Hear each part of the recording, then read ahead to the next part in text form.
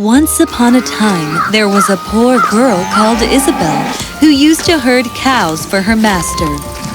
Isabelle did not have any friends or family, but she was adept at her work and was very, very curious about things. Suddenly, she heard a loud human-like groan. What is that sound? She walked slowly and hesitantly in the direction of the sound. Oh my! A lion! Isabelle got scared as she had never seen a lion so closely. But soon she realized that the lion's leg was stuck in between the roots of the tree. She felt sorry for him and thus slowly and a bit scared moved forward. She went closer to him. Slowly and steadily, she moved the roots apart, freeing the lion's leg. The free lion now roared loudly. Isabelle was frightened by the roar. Please don't hurt me! The lion looked at his paw and walked towards Isabelle and licked her hand with his long, rough tongue. Isabella remained still for a moment, and then, gathering enough courage, she placed her hand on the lion's head, caressing it. The lion stayed still. A sudden sense of joy filled her heart, and she smiled gleefully. But suddenly, the lion turned towards the sky. The sun was setting. It looked at Isabelle and then turned and ran away. Hey, wait! Where are you going? Isabelle was surprised to see her newfound friend running away and decided to run after him. Hey, come back! As she ran behind him, she entered the forest and soon the lion was nowhere to be seen. The forest was dense and filled with trees that had big green leaves. Where did he go? She kept walking and calling out to the lion. Friend! Lion friend! Where are you? But the lion was nowhere to be seen. Suddenly, she saw a handsome young man coming down the path and disappearing behind a big rock. Who is that? Isabelle ran and looked behind the rocks, but there was no one. How could this be? I saw him with my own eyes. She thought and then decided to move the rocks. But how do I move the rocks aside? While thinking, she leaned against a nearby tree and magically the rocks moved aside. She saw that it had a path for her to enter. This seems to be some kind of magical place. Curious, she entered inside, and as she came out on the other side, she saw a house so beautiful that it left her astounded. Wow! What a beautiful house!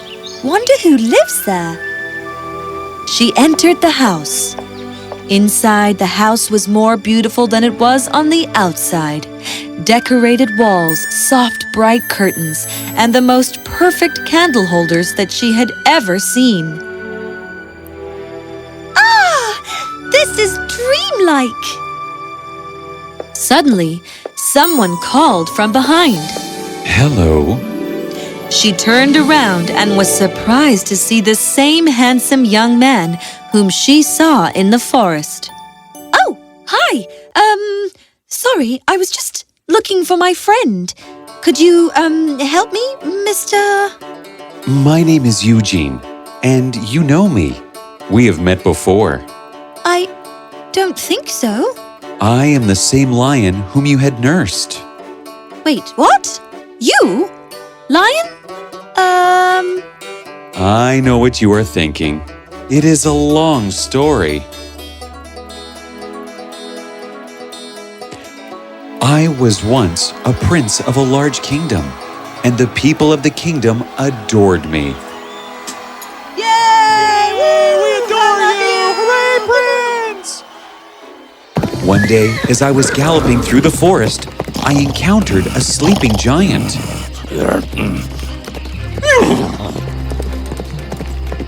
The loud neighing of my horse disturbed the sleeping giant, and he was furious. How dare you disturb my sleep! I will devour this horse! Before that, you have to fight with me. You think you can fight me? I know I am not a coward. I know I will not surrender before putting up a fight. If you think of harming my horse, you will have to go through me. You know what? My sleep is incomplete. I'd rather go back to sleep than fight you. But since you have dared me to a challenge, I will teach you a lesson. What did he do? Well, he cast a spell upon me. And ever since, I take the form of a lion until sunset and only then return to my human form. I have not been to my home or seen my parents for the longest time because I fear that they will be devastated to see me like this. I am so sorry, Eugene. Is there no way that this spell can be broken? Yes, the only way is to get a lock of hair from the head of a queen and knit a cloak from the tresses and give it to the giant. Well, I will go from city to city and knock on the doors of kings and queens and make sure that I bring a lock of hair from the head of a queen. Why would you take all the trouble for me? Because you are the only friend that I have ever made in my life. And I have heard that friends help each other out. Thank you. My name is Isabelle. Thank you, Isabelle. Don't thank me yet. Saying that, she set out for the city. She stood in the market and shouted out to give her a job as a servant. Who will hire me as a maid? Well, I don't know. She is very pretty to be a maid.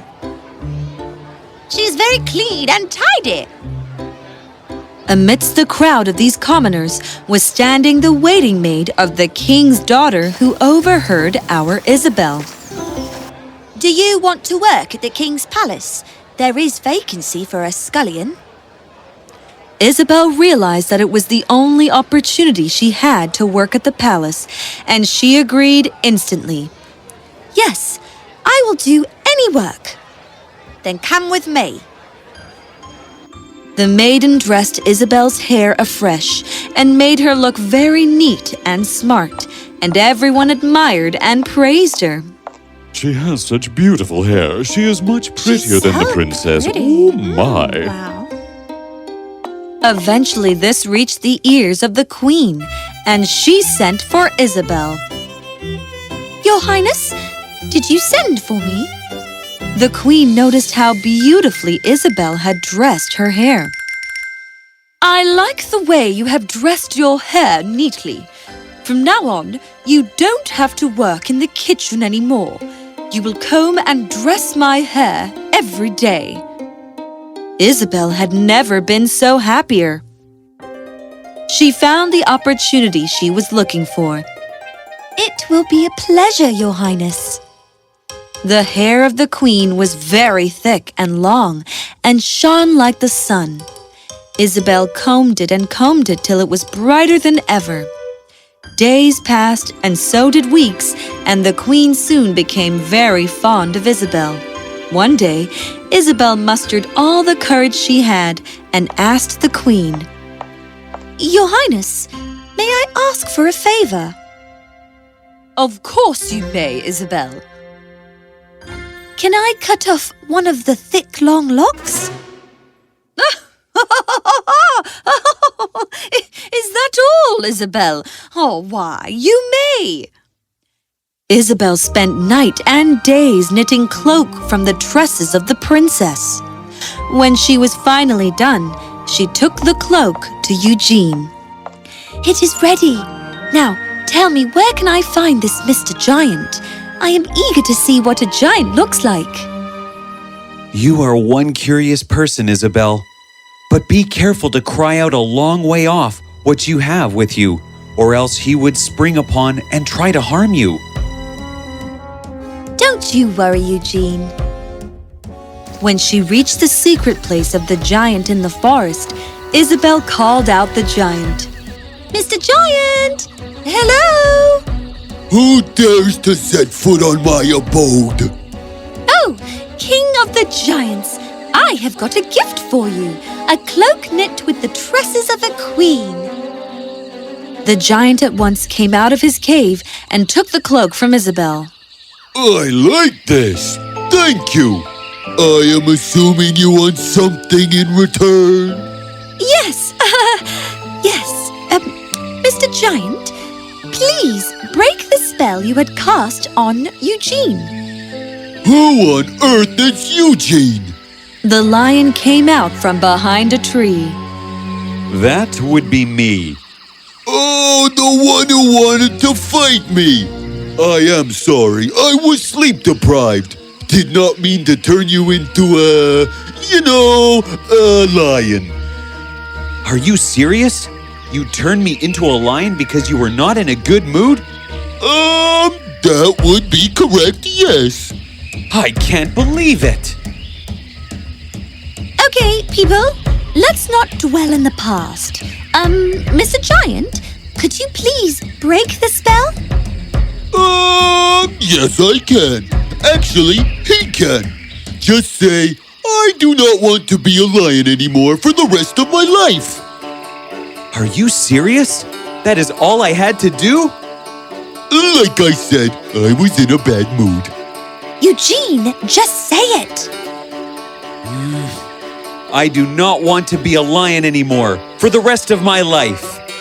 As soon as he said it, he immediately transformed into his human form. There you go. Easy peasy. Yep, easy peasy. Okay, I need to go back to sleep. Bye. Bye, Mr. Giant. As the giant went back to his cave, Isabelle turned towards Eugene and hugged him. My dear Isabelle, what you have done for me has touched my heart. No one would go to this far to save me from the spell. In return, I want to ask you for your hand in marriage. But, Eugene, I am a commoner and you are a prince. It doesn't matter. I am in love with you. Let me take you home to my mother. Eugene took Isabelle to the same palace of the queen from whom she had taken a lock of hair. She was astonished and told him that it was the same palace where she had got the lock of hair from. It was my mother's hair that the cloak was made out of? That is wonderful! Come, let's meet them immediately and tell them everything. The king and the queen were overjoyed to see the prince, as he was their long-lost son. The prince introduced Isabelle to them and narrated everything. He also expressed his desire to marry her. Oh, I would only be too glad to have her as my daughter-in-law. She is a wonderful girl. The queen hugged Isabelle, and soon a grand wedding was held. Eugene and Isabelle got married and lived a grand life. She helped Eugene in running the kingdom, as her curiosity always helped him find new problems in the kingdom and help the people out. Hence, it is rightly said that a friend in need is a friend indeed.